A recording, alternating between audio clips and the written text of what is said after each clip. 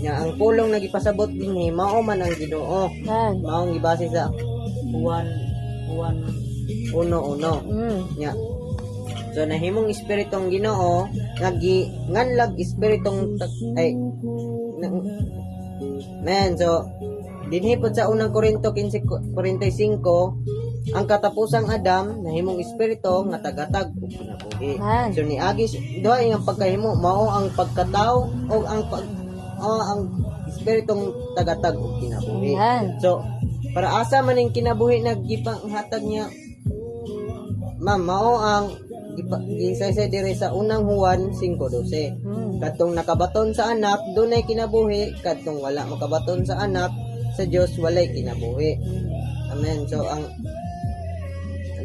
ang mga kinabuhi na ipanghatag sa Ginoo mao day ang mga magtotoo.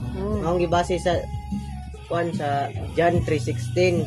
So mao ang hinungdan maong niagi siya ning proseso mao man sa nga gikuan na para makasulod siya sa mga magtuto sa mga magkuan katawhan niya ma'am nya maong kuan kay pananglitan sa isa ka corn beef, di ba? Ang kuan ana kay baka man ma'am.